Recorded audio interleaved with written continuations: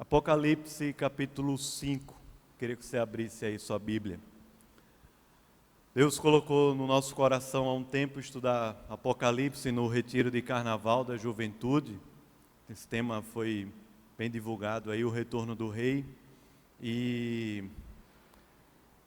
a gente está fazendo aqui uma prévia do retiro de carnaval da juventude, estudando Apocalipse capítulos 4 a 7. Semana passada nós vimos o capítulo 4, hoje o capítulo 5, e na semana que vem, se Deus permitir, os dois capítulos que são pequenos, capítulos 6 e 7. Hoje pela manhã o pastor Sávio pregou no capítulo 18, uma bênção aqui. Eu vou pregar lá no retiro também, no capítulo 18, então já fiz todas as anotações do sermão.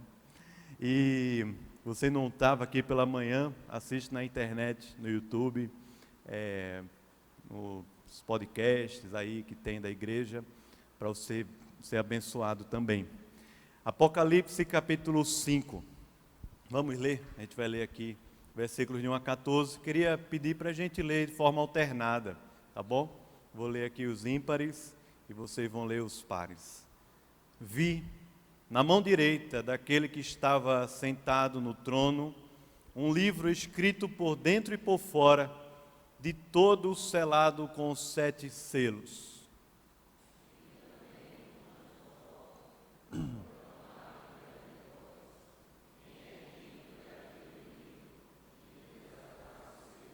Ora, nem no céu, nem sobre a terra, nem debaixo da terra, ninguém podia abrir o livro, nem mesmo olhar para ele.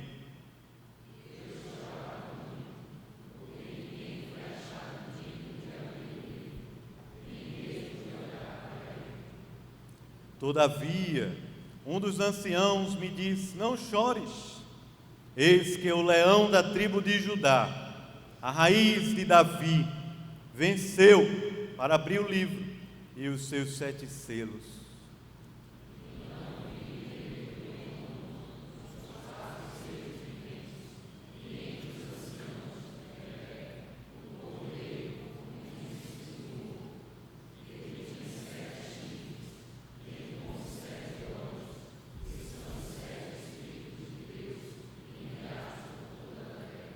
Veio, pois, e tomou o livro da mão direita daquele que estava sentado no trono.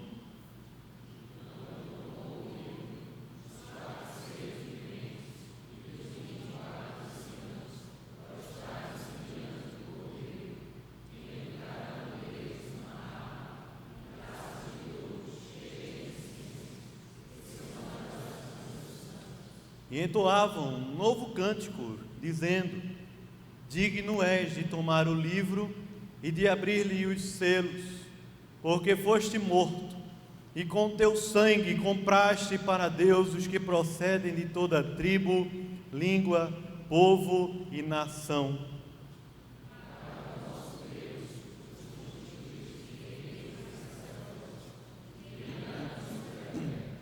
Vi e ouvi uma voz de muitos anjos ao redor do trono, dos seres viventes e dos anciãos, cujo número era de milhões e milhares de milhares.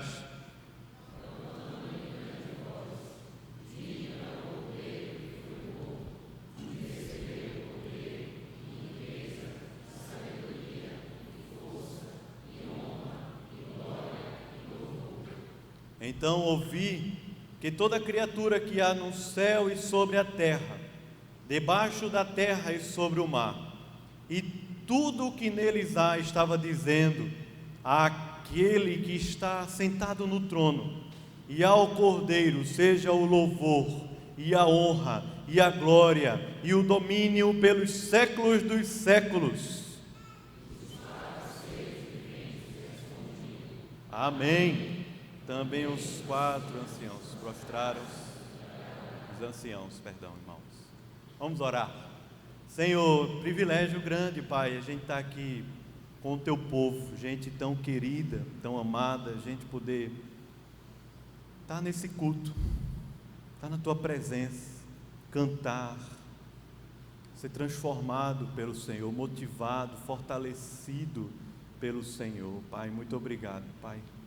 Também entregar a Ti nossos dízimos, Senhor, confiando, Pai, que é o Senhor quem nos sustenta, que nós dependemos de Ti, Senhor.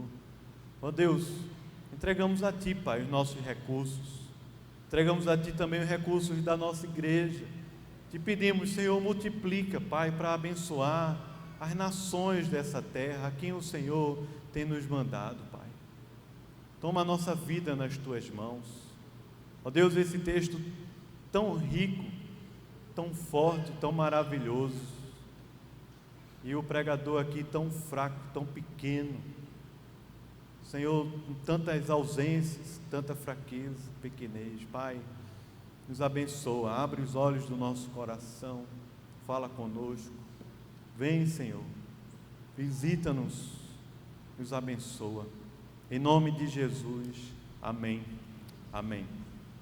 Bom, irmãos, o livro de Apocalipse é um livro de adoração, é o que falamos aqui na semana passada, no capítulo 4, não sei se você estava aqui, eu acho que grande parte estava, e foi isso que conversamos. Capítulo 4, João se depara diante do trono de Deus, e é um capítulo assim bem interessante, porque aparece na Bíblia a palavra trono, ou melhor, no Apocalipse a palavra trono, mais ou menos 37 vezes, das quais 13 estão apenas no capítulo 4, você vai ver que ele está falando o tempo todo desse trono. Essa é a visão que João viu, e capítulo 5 é a continuação dessa visão, por isso que ele diz, vi na mão direita daquele que estava sentado no trono, ou seja, capítulo 5 é a continuação de tudo aquilo que João viu no capítulo 4, o Senhor ali assentado no trono, 4 seres viventes ao redor, vários círculos ao redor daquele trono se desenvolvendo,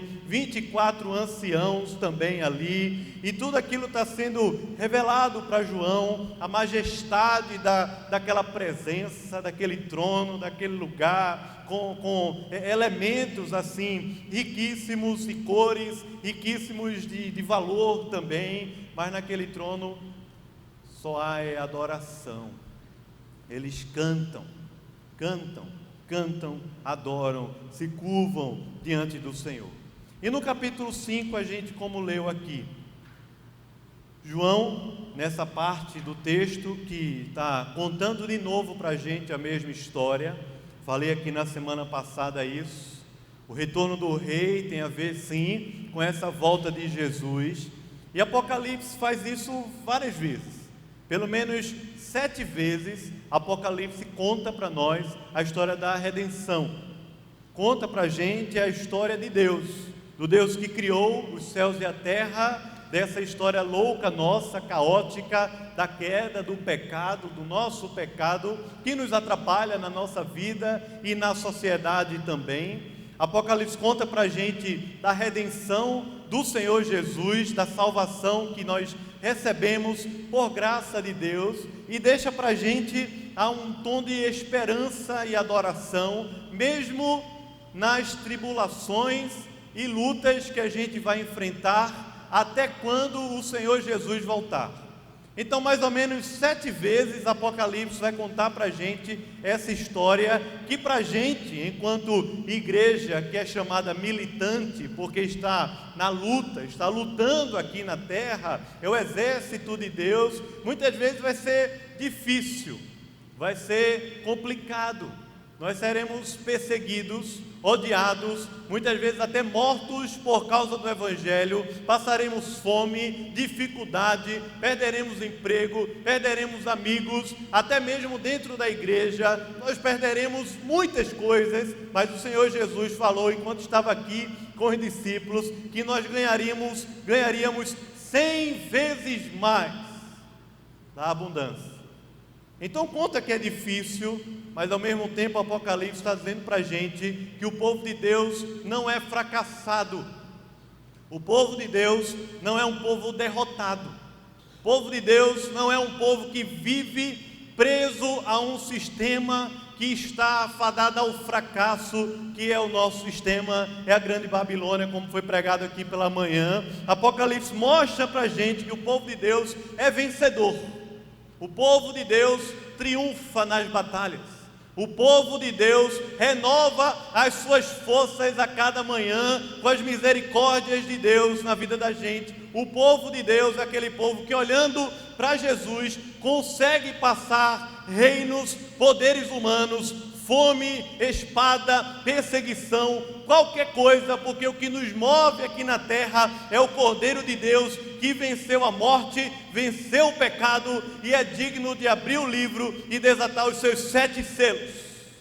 É Ele quem nos garante, e Apocalipse está dizendo isso o tempo todo para a gente, pelo menos 7 vezes. Essa é a segunda vez que João está recebendo a revelação, que vai do capítulo 4 ao capítulo 7. A nós que somos a igreja nesse período, só nos cabe pelo menos 2 coisas: adorar e proclamar as grandezas de Deus. Adorar a Deus e proclamar as suas grandezas, nos curvar e cair aos seus pés como morto, entregar a nossa vida, o nosso coração a Deus e falar desse Deus às pessoas que estão ao nosso redor, porque Deus usa a nossa vida, é por amor do seu povo que esse mundo não está pior do que ele está hoje. Poderia estar muito pior, irmãos, mas é por amor de nós, o seu povo, que esse mundo não está pior do que ele já é. Então, João está recebendo isso tudo, e no capítulo 5, como nós lemos, é uma história aqui maravilhosa, ao mesmo tempo intrigante. Diz o texto que ele viu na mão direita do que estava sentado no trono um livro. O livro estava todo escrito por dentro e por fora.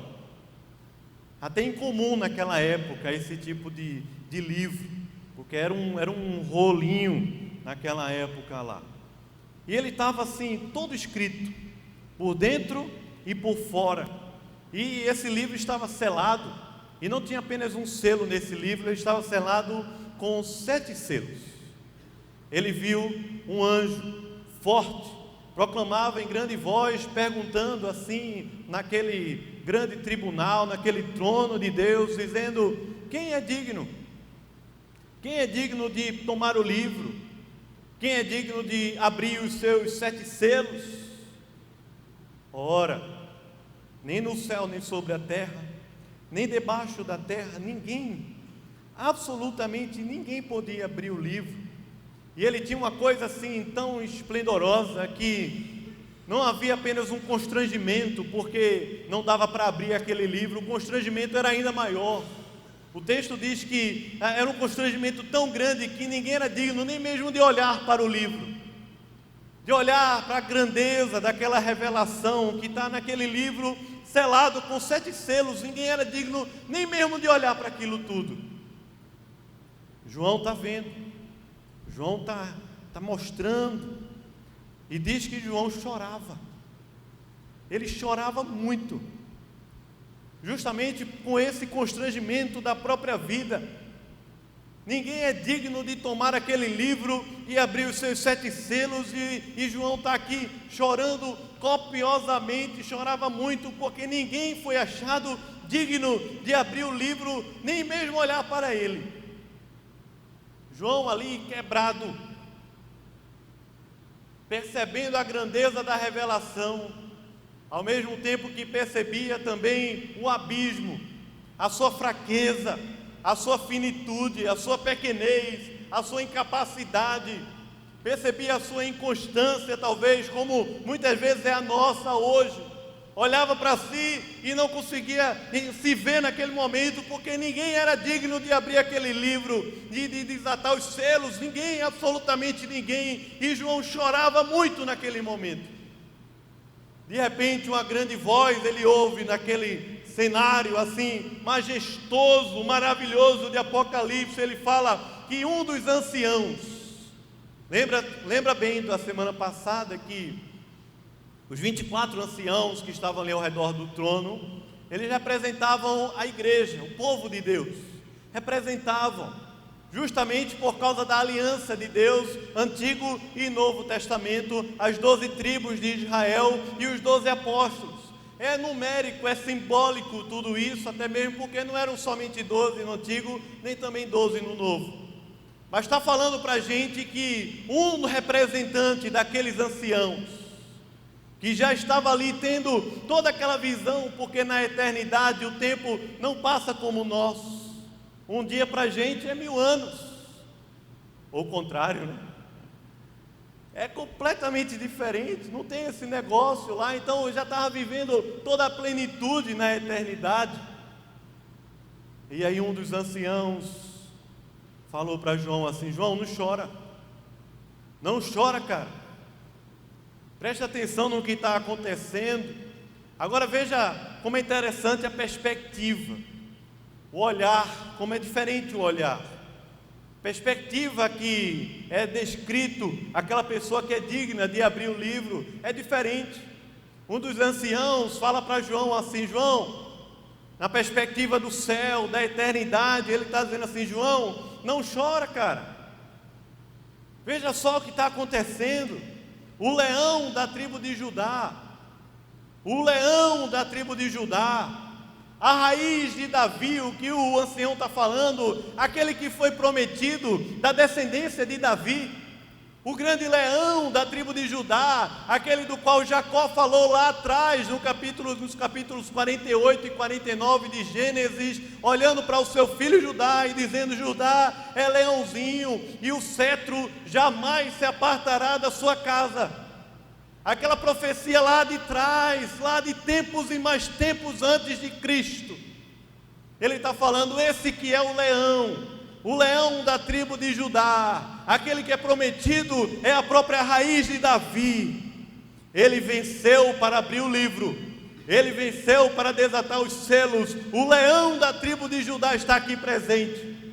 Essa é a perspectiva do céu para Jesus. Ele é o leão da tribo de Judá, ele é a raiz de Davi, ele venceu para abrir o livro e os seus 7 selos. Não sabemos exatamente o que é aquele livro. Talvez o livro da vida, que consta lá com o nome de todos aqueles que foram amados e conhecidos por Deus antes da criação dos céus e da terra. Mas talvez ainda maior do que isso, é a história da humanidade inteira. É a nossa história, é a história do mundo, é a história desse universo criado por Deus, que tem um foco, que tem um alvo, que tem um sentido, que tem uma finalidade, que é adorar a Deus. Esse universo, esse cosmos que foi criado por Deus lá no passado e que tem um sentido, tem um propósito até a consumação dos séculos. Nós não estamos aqui perdidos. Nenhum dia vai passar, nenhum cabelo da nossa cabeça vai cair sem a permissão do Senhor. Todos os nossos dias estão contados. Todos os propósitos de Deus foram pré-estabelecidos para a nossa vida, e está tudo escrito nesse livro. É a nossa história, é a história da humanidade, é a história de Deus, é a história do mundo que não está entregue aos homens, aos sistemas, não está entregue a esse mundo caótico que nós vivemos, mas é a história desse cosmos que foi criado por Deus e que continua nas mãos de Deus. De maneira que ele não há condição nenhuma de Deus perder o controle da história, o controle da nossa vida. O leão está lá, e o leão é digno de abrir o livro e desatar os seus selos. De repente João agora ele está vendo, a perspectiva é diferente. Os anciãos lá dizendo: ele é o leão, mas agora João está vendo. E a visão que João tem de tudo aquilo que está acontecendo é que o cordeiro, ele viu entre os anciãos um cordeiro como tendo sido morto. Aquele Jesus, o nosso amado Jesus, está sendo descrito aqui como o leão que venceu, mas João ainda olha para ele como o cordeiro que foi morto. Cordeiro que foi morto. Quando João Batista estava lá pregando no passado, Jesus vinha assim, né? João capítulo 1, versículo 29, João Batista vai dizer: eis o Cordeiro de Deus que tira o pecado do mundo. João está vendo isso. É o Cordeiro como tendo sido morto. ele está ali no meio dos anciãos. Essa é a visão que João está tendo. E tem uma coisa estranha naquele cordeiro: ele tem 7 chifres, ele tem 7 olhos, que são os 7 Espíritos de Deus enviados por toda a terra. É o cordeiro que está ali. Chifre, aqui na Bíblia, tanto no Antigo como no Novo Testamento, é símbolo, é sinônimo, o significado do chifre é poder. Poder. Quando está falando aqui que ele tem 7 chifres, é porque aquele cordeiro, como tendo sido morto, ele tem todo o poder. Todo o poder está em suas mãos. Ele tem os 7 chifres. Ele tem 7 olhos, que são os 7 espíritos, que, como está sendo falado aqui para a gente, que estão enviados por toda a terra. Veja que como ele está sendo relatado aqui. Ele tem 7 olhos, que simboliza para a gente a perfeita sabedoria de Deus e a perfeita presença do Espírito de Deus por todos os 4 cantos da terra. Por toda a terra. É por isso que Paulo diz que nele, em Jesus, reside toda a plenitude de Deus. Ele é a imagem do Deus invisível. Ele é o primogênito de toda a criação. Todas as coisas foram criadas por Ele, por meio dEle e para Ele, e sem Ele nada do que foi feito se fez. É esse Jesus que João está vendo como tendo sido morto, mas Ele tem todo o poder, e Ele tem toda a sabedoria, e Ele tem toda a plenitude do Espírito de Deus espalhado por toda a terra. Ele vem, Ele toma o livro da mão direita daquele que estava sentado no trono, e quando Ele toma o livro, os 4 seres viventes e os 24 anciãos, todos se prostram diante do Cordeiro, que é um leão que venceu. Estão ali prostrados, tendo cada um deles uma harpa e taças de ouro cheias de incenso. O texto diz aqui que naquele lugar estava recheado com uma coisa muito especial: taças e mais taças de ouro cheias de incensos, que são as orações dos santos. As nossas orações, irmãos, a sua oração e a minha. E eles se curvam ali com aquelas taças nas mãos e adoram com um cântico. Entoam assim um cântico dizendo: Tu és digno, Senhor, de tomar o livro, abrir os selos, porque o Senhor foi morto e com o seu sangue comprou para Deus os que procedem de todos os cantos da terra, e para o nosso Deus os constituíste reino e sacerdotes, e reinarão sobre a terra. Mas não somente isso, aquele lugar é tomado por uma adoração tremenda.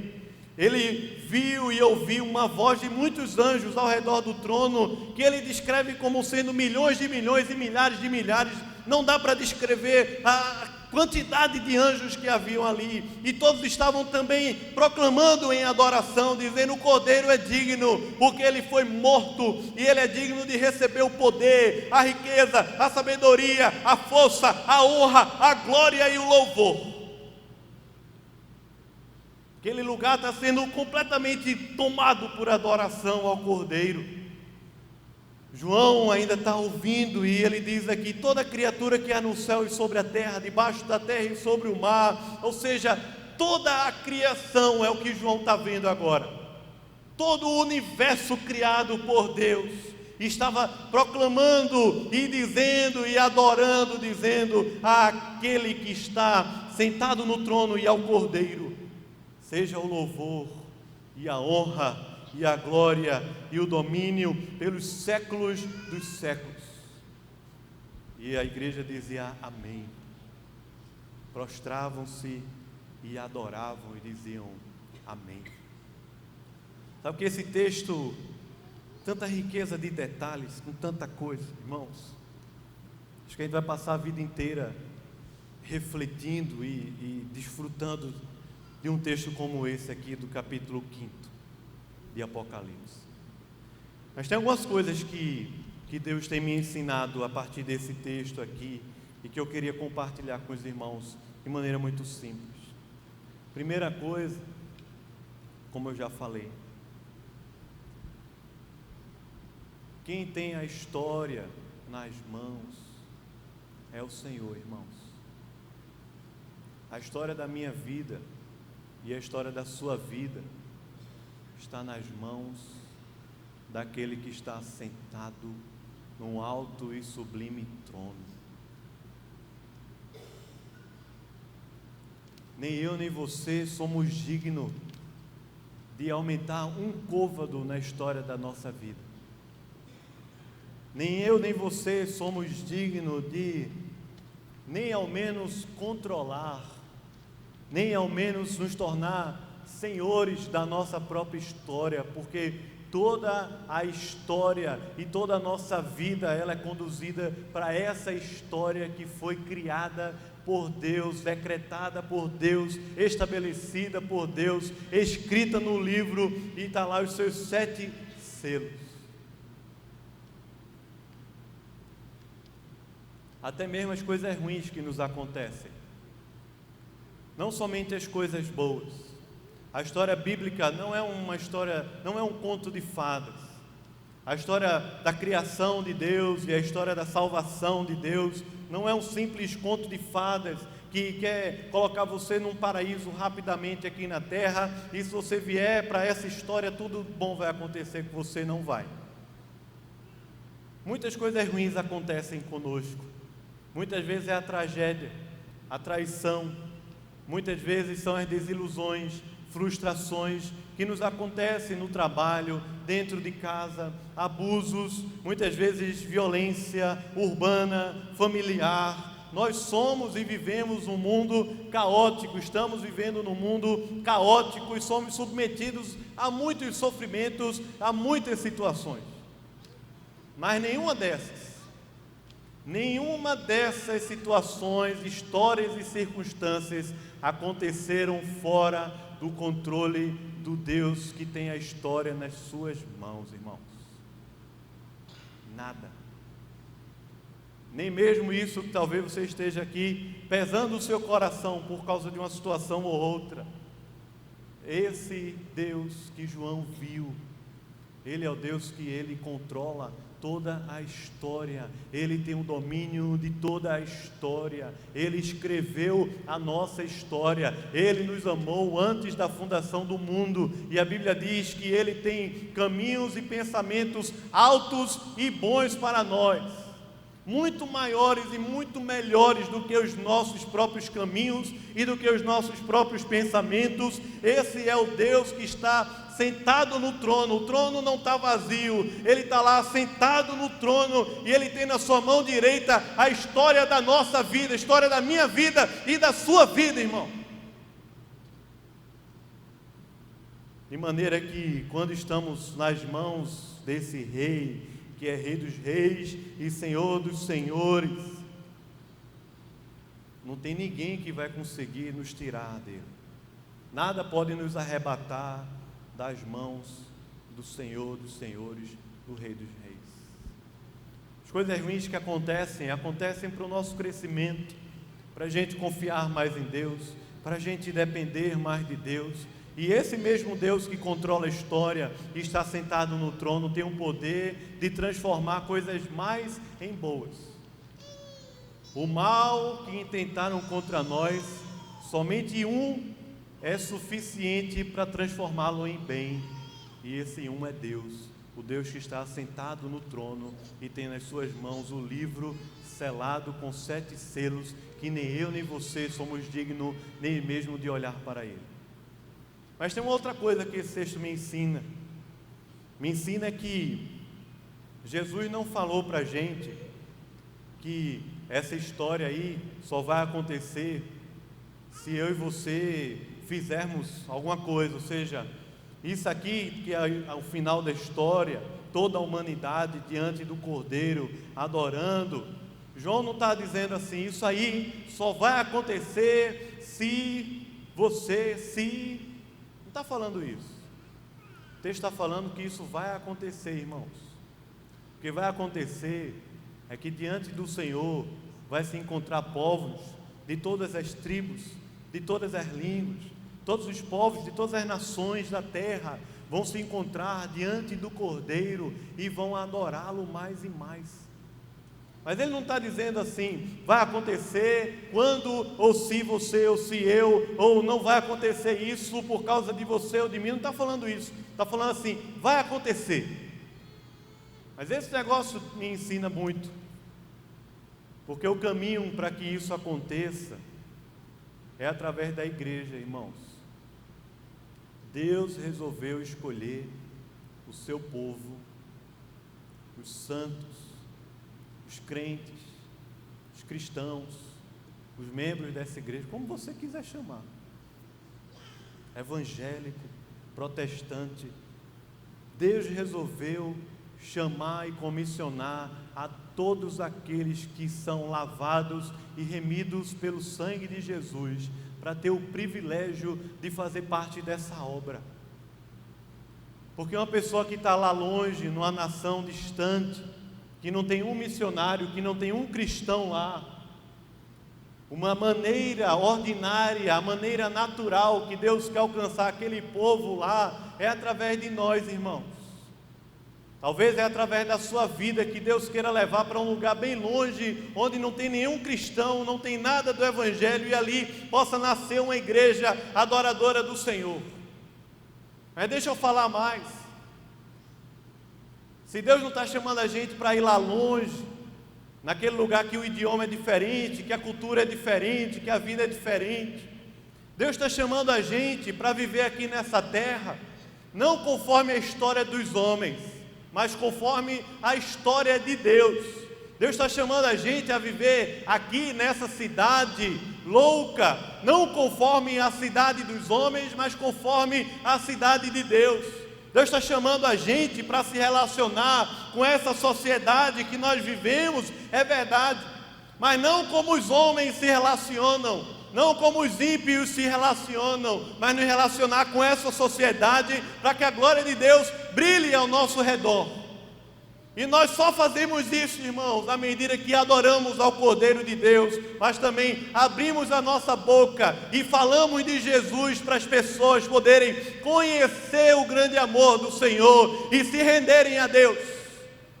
Eu pergunto para você, se Deus está dizendo para a gente, porque eu pergunto para mim também, se Deus está dizendo para a gente assim, esse projeto já é sucesso na certa, é sucesso. Não é furada não, é sucesso, meu irmão. Já está garantido a história. É um projeto que já é nota 10. Nota 10 esse projeto, já está aprovado na eternidade, já está tudo certo, já tem financiamento, já tem tudo. Esse projeto aqui é top demais. Tudo certo esse negócio.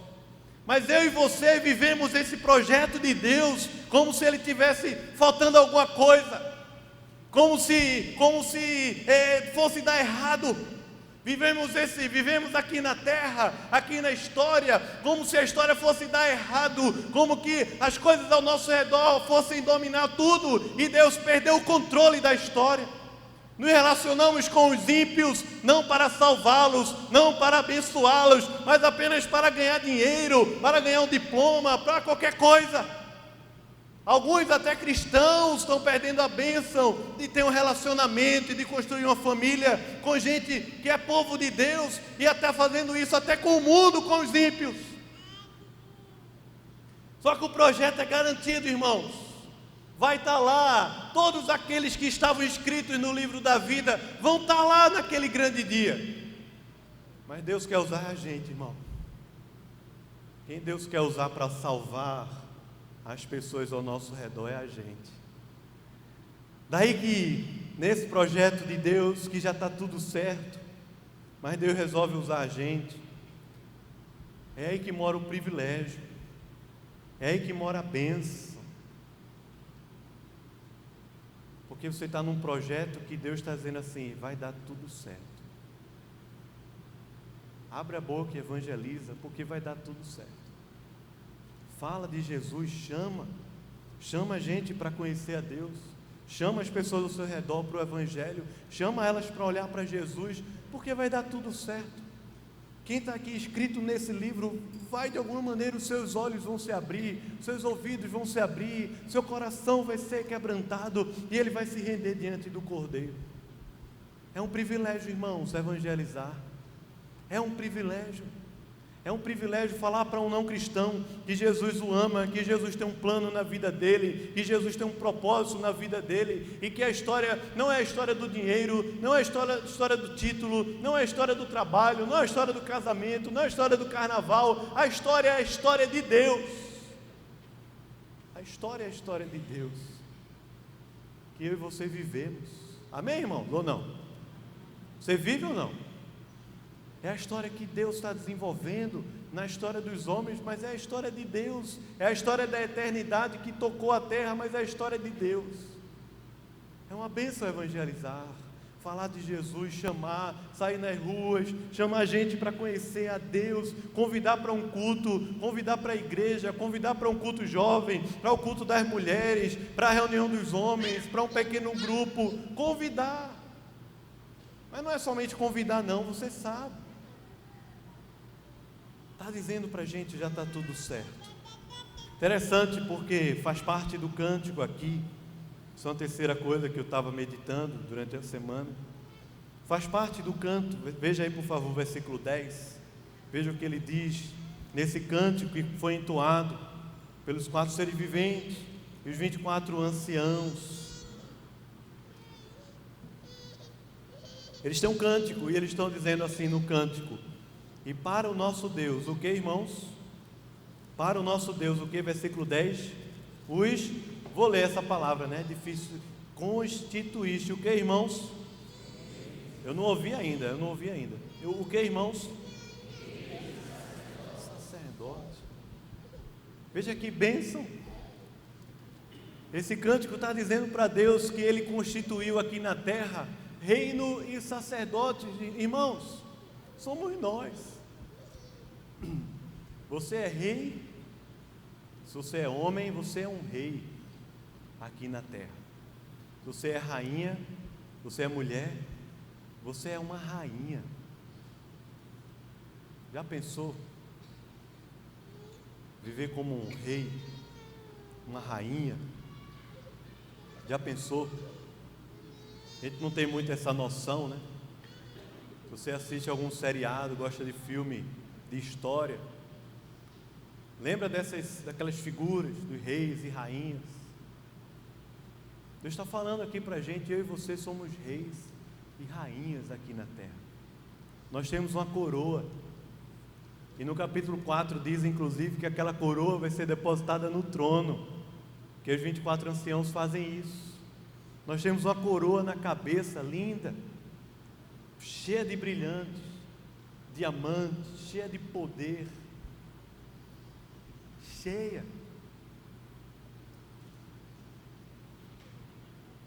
cheia da glória de Deus, brilhando aqui na terra. Nós temos uma coroa, irmãos. Antigamente, né, tem uma historinha que virou filme, do príncipe e do mendigo, né? Você lembra dessa história? Príncipe e o mendigo. O príncipe estava cansado de viver uma vida de príncipe. Não sei porquê, né? Cansou, eu cansei. Resolveu que ele queria sair por aí, pegar o Rio Doce CDU, comer Gil do Lanche, essas coisas, fazer coisas assim, andar pela rua de madrugada, comer na lata do lixo, queria sair, viver uma aventura, dormir no papelão, depois do almoço, na sombrinha, queria sair por aí, ter um cachorro, né? Por aí. Então o mendigo se tornou o príncipe lá, o cara que vivia sujo, maltrapilho, agora ele vivia como um príncipe no palácio, e o príncipe, ele vivia como um mendigo pela rua, conseguiu um cachorrinho e saiu andando por aí. Você sabe qual é essa história? Essa é uma história assim, que representa muita coisa na ficção, na fantasia, uma história maravilhosa. Mas sabe o que acontece, irmãos? Eu e você, muitas vezes, sendo reis e rainhas, vivemos aqui na terra como mendigos, mendigando emprego para as pessoas, mendigando dinheiro para lá e para cá, mendigando coisas e mais coisas desse mundo, mendigando prazeres que são tão pequenos, que não duram muito tempo, mendigando tanta coisa, mendigando um sorriso, um abraço, mendigando tanta coisa nesse mundo. Sabe o que acontece? Eu e você que somos cristãos, muitas vezes esquecemos a riqueza da nossa posição em Cristo Jesus, de sermos reis sobre a terra, rainhas sobre a terra, sacerdotes do Deus Altíssimo sobre a terra, e quando abrimos mão disso, vivemos como mendigos, que sendo ricos, a nossa posição, vivemos como pobres, que não tem nada. Agora, é difícil falar sobre isso, porque você pode pensar, porque Deus me chamou para reinar, para governar, para ser rico. Não tem a ver com isso. Ser rei e rainha não tem a ver de que os crentes têm que ocupar os maiores postos da sociedade e tirar nota 10 em todas as matérias na escola e na faculdade, ser o melhor. Tem um negócio aí de excelência que muitas vezes os cristãos mais antigos falam, que está completamente divergente disso aí, não tem nada a ver. Mas tem a ver o que ele fala aqui.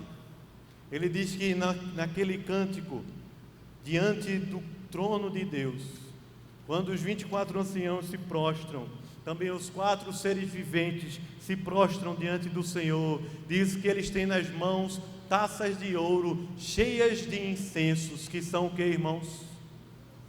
As orações dos santos. Sabe o que o texto está dizendo para a gente, de uma maneira mais simples? Eu quero falar para você.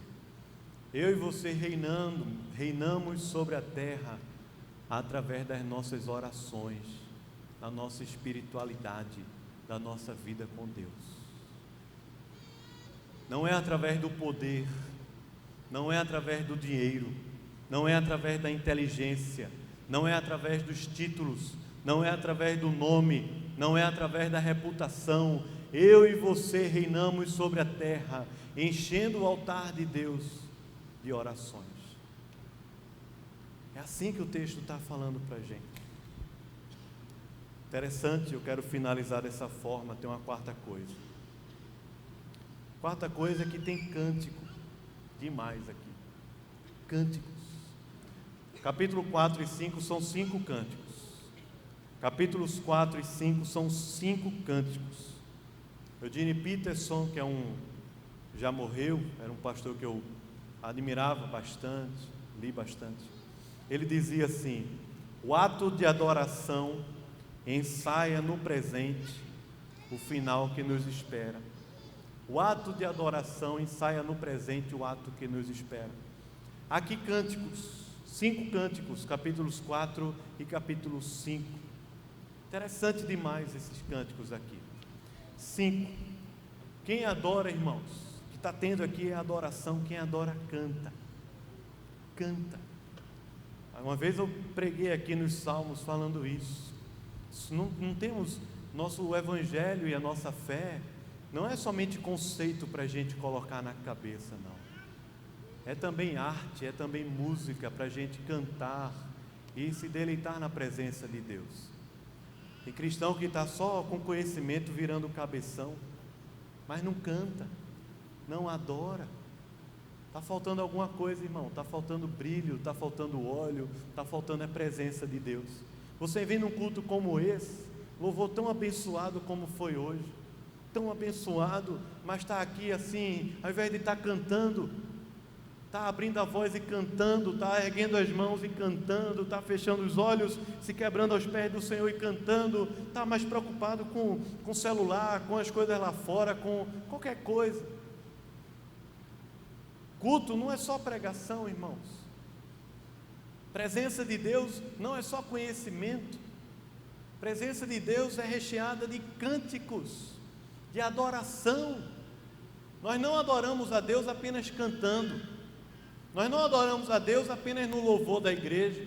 Nós adoramos a Deus cozinhando. Nós adoramos a Deus também estudando, adoramos a Deus também dirigindo, adoramos a Deus trabalhando, adoramos a Deus fazendo um bocado de coisa.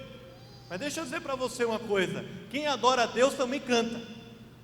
Quem adora a Deus ergue a voz e canta na presença de Deus. Quem adora a Deus tem um coração quebrantado, dizendo: digno é o Cordeiro que foi morto, que venceu, digno de receber o poder, a honra, o louvor, pelos séculos dos séculos Ele é digno. Quem adora a Deus canta, expressa para Deus com a sua alma, com toda a sua força, com todo o seu coração, aquilo que Deus é, irmãos. E não tem coisa mais prazerosa na vida do que a gente estar na presença de Deus. Muitas vezes com o coração assim pequeno, fraco, mas enquanto cantamos a Deus, nosso coração vai se alegrando de novo, vai se conectando de novo, e ouvimos a voz de Deus pela palavra, e aquele negócio vai enchendo a nossa alma. Isso é o culto a Deus, irmãos. Nós cantamos. Nós não somos o Deus que nos rendemos às músicas e à arte que foi feita pelos filhos de Caim aqui na terra, mas nós somos o povo de Deus que canta e adora a Deus com o cântico que foi proclamado nos céus: digno é o Cordeiro de receber o poder, a honra e o louvor pelos séculos dos séculos. Quem adora a Deus canta, irmãos. Ergue a voz e canta, e adora, e gosta. Não é obrigatório não, mas gosta. Está num pequeno grupo, gosta de cantar. Está numa boa conversa, gosta de uma boa devocional, de abrir a Bíblia, de adorar a Deus. Está no carro, gosta de poder cantar e adorar a Deus. Quem adora, canta. Quem adora a Deus, canta. Veja os cânticos que são descritos aqui. Eu vou finalizar assim, eu queria que você lesse comigo. Primeiro cântico está no capítulo 4. Primeiro cântico adora a essência de Deus. Primeiro cântico está no capítulo 4. Queria que você lesse aí versículo 8. Capítulo 4, versículo 8. Apenas o cântico, ele diz assim: que os 4 seres viventes, cada um deles tinham as 6 asas, cheios de olhos ao redor e por dentro. Não tem descanso, nem de dia nem de noite. Eles não se cansam de cantar, proclamar na presença de Deus. O primeiro cântico, o que é que diz?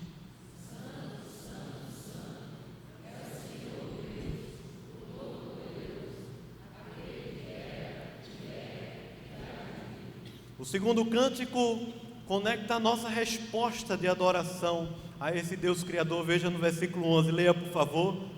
Tu és...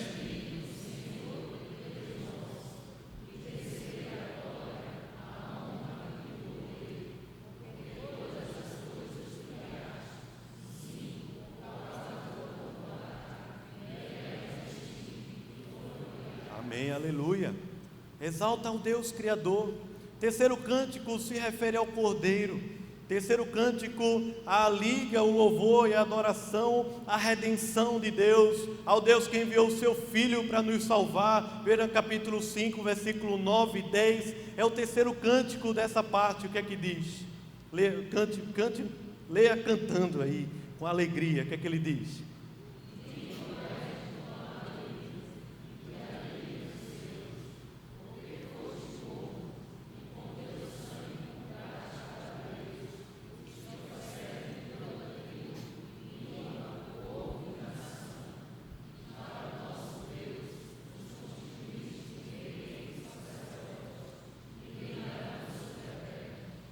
Amém.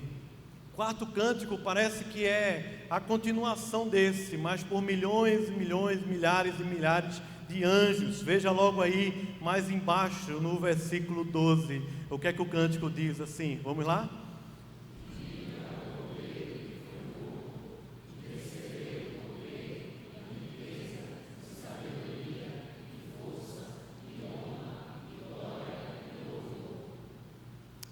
E o quinto cântico parece que repete essa bênção, honra e une a criação com a redenção. Vamos ler juntos o último cântico. Ele diz: àquele que está sentado no trono e ao Cordeiro seja o louvor e a honra e a glória e o domínio pelos séculos dos séculos. Amém. Amém, irmãos. Vamos orar. Senhor, o amém é dizendo: assim seja. Assim seja, Senhor. Assim seja na nossa vida.